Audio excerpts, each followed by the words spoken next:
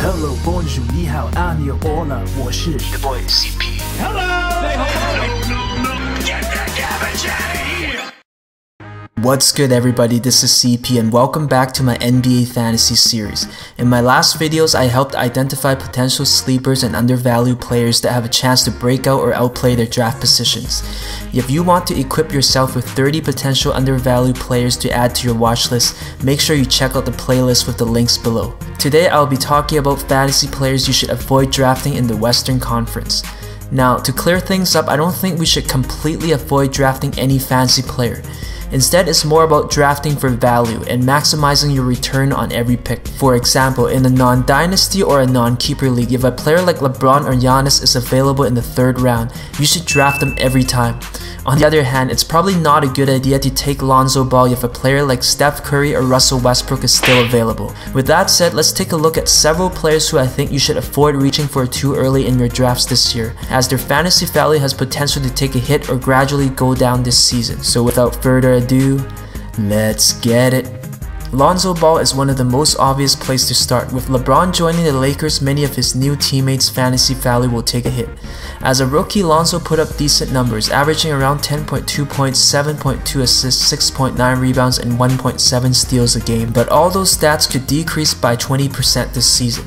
King James and Rondo will probably bring down his usage rate and assist numbers. Meanwhile, players like JaVale McGee, Michael Beasley, and LeBron of course should decrease his rebounds. We also can't forget that Lonzo is not a great shooter, and unless his new jump shot is money, I could see him struggling even with open shots created from Rondo and LeBron. I don't think Rondo will take over as the team's starting point guard, but there's a good chance that he will play at least 20 minutes a night, which means Lonzo's minutes will probably decrease from the 34 he averaged last season. Yahoo Fantasy currently has Lonzo Ball ranked 52nd overall, which means he should be drafted somewhere in the 4th round in most 12-team leagues. But considering how his numbers could potentially drop across the board, he might fall into the 75 to 85 range by the end of the season.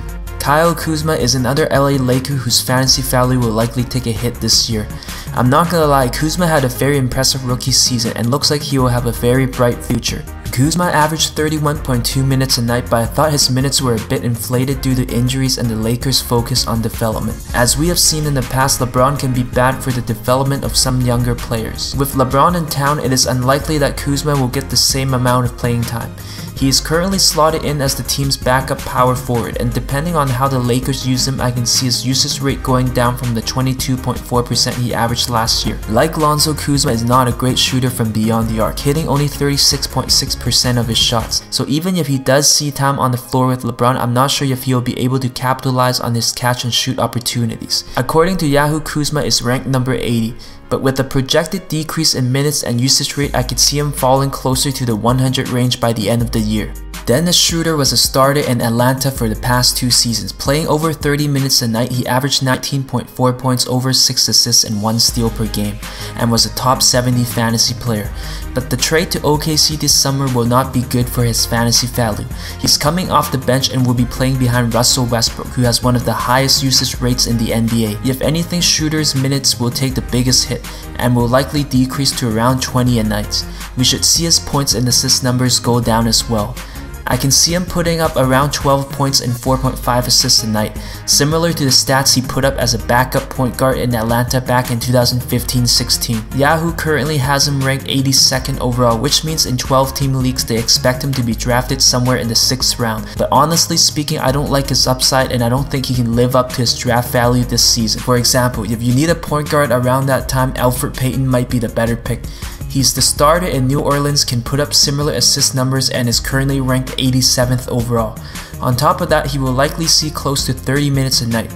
So based on these stats, Payton has better upside to finish the season in the top 70. Meanwhile, Schroeder's value might drop outside of the top 90.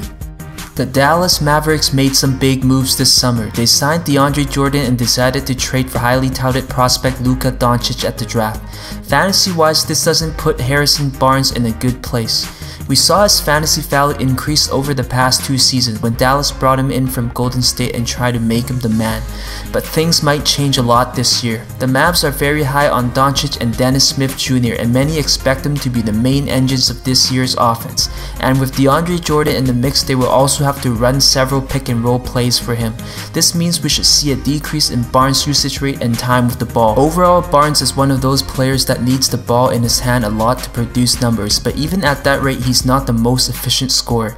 He needed around 16 field goals attempts a game to average 19 points last season. So if you take the ball away from him, I can see his fantasy numbers take a step back this year. He should still be somewhere in the top 75 to 85 range, but his upside is much more limited this season. So I definitely wouldn't reach for him earlier than 70 and wouldn't even be mad if I missed him at face value.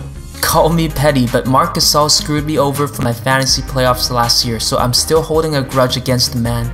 On top of that, there are several reasons why I think Powell's brother is one of the more overvalued players this year. Despite being a center, he does not give you a good field goal percentage.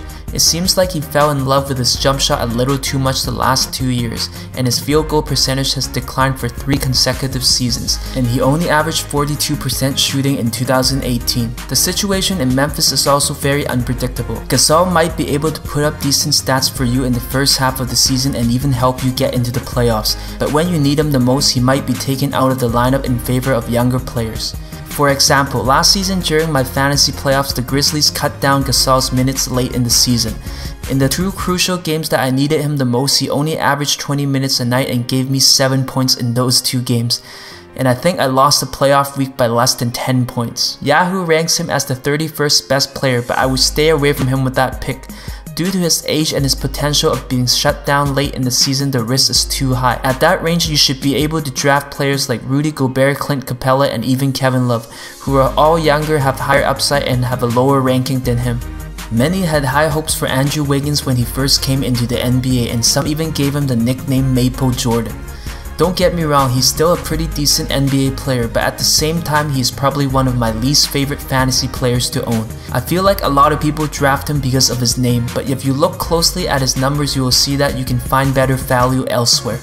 For one, he's not a great shooter. Secondly, for his size and athleticism, he doesn't give you enough blocks, steals, rebounds, or assists. So basically, if he isn't scoring, he doesn't give you much at all. After Jimmy Butler joined the Timberwolves last season, Wiggins' fantasy game took a huge step backwards. His points total dropped from 24 to 17 last season. We can't forget that Karl Anthony Towns is only getting better and should be a high usage player this upcoming season. So as long as Towns and Butler are there, I have a hard time seeing Wiggins' numbers improve this year. Yahoo currently has him ranked 116th overall, but I think even taking him there is a bit high, since I don't see him cracking the top 100. There are several players ranked lower than Wiggins that have better potential to outplay him, including Larry Nance Jr. at 117, Trae Young at 121, Jabari Parker at 122, and even Jeremy Grant at 127. So it's fair to say that you don't have to take Wiggins at that range if you don't want to, as there are plenty of other options. So that's a look at some players in the Western Conference you should avoid drafting earlier than you should, as they have potential to have another down year or being unable to outplay their draft position. And feel free to let me know if you agree or disagree with any of these picks. And if you have been enjoying my NBA fantasy series, please show me some love by liking, sharing, and subscribing. That's it for today. I'll see everybody next time.